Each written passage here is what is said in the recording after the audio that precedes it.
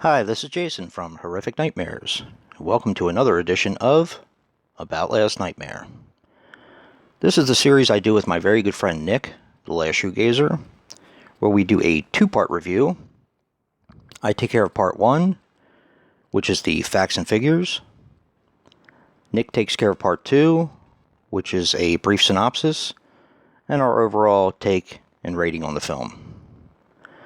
Now we pick a movie from our collection that we both have and watch it together but separate, messaging back and forth, sometimes ripping on the film, sometimes giving fun facts, but always having a good time. Last night we decided to watch The Nesting. The Nesting is a 1981 film which runs approximately 103 minutes, and is directed by Armand Weston. Now he did The Defiance of Good and Take Off. Now this stars Robin Groves as Lauren Conrad. She was the mom to Marty in Silver Bullet, and she also played in a kind of a voyeuristic thriller called Sliver. This also stars Christopher Loomis as Mark Felton.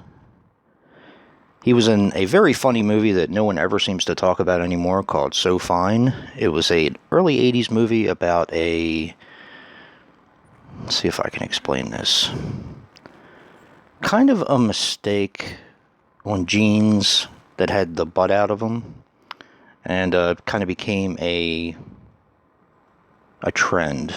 It was a funny movie. He was also in Two of a Kind with John Travolta and Olivia Newton-John. Stars Michael David Lally as Daniel Griffith. He was in The Overnight and Do Not Disturb. And finally, John Carradine as Colonel LeBrun. Unfortunately, he passed away on November 27th, 1988, at the age of 82. That's actually my anniversary.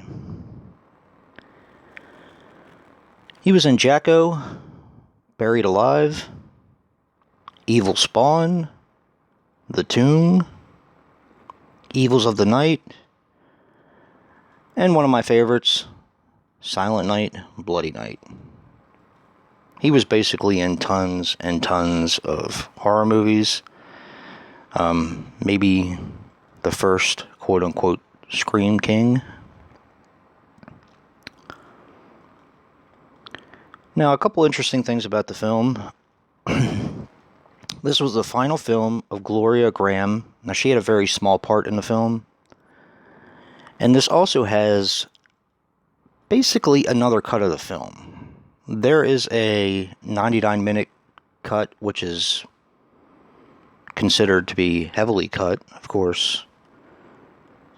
4 minutes off of it, which would probably get rid of a lot of the nudity and maybe some of the blood and gore in it.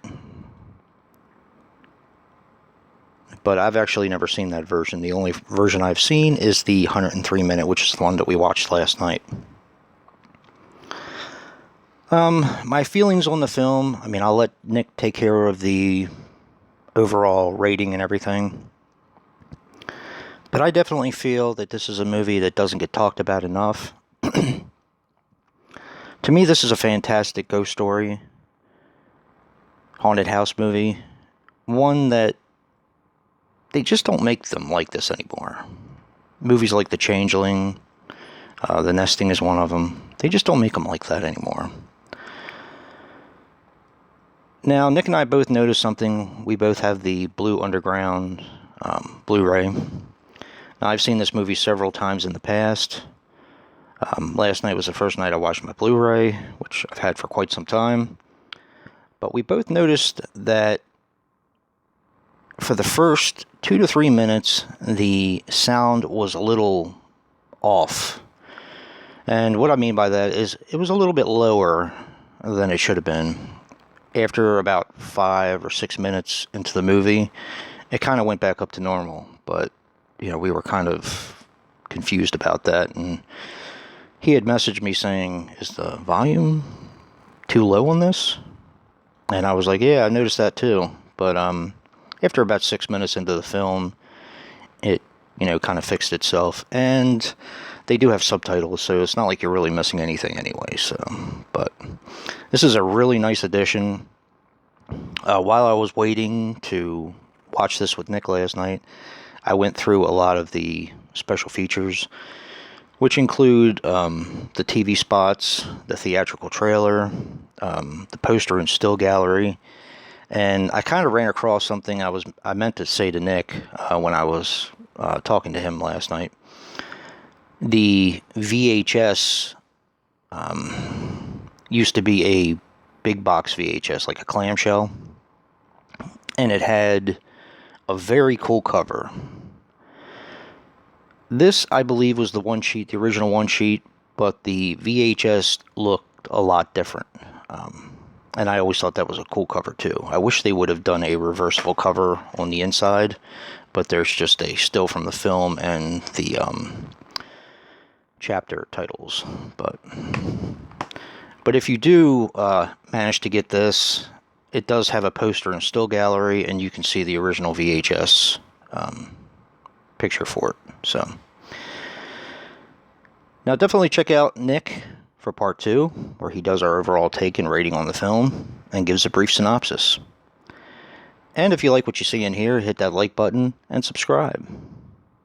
And until next time, peace.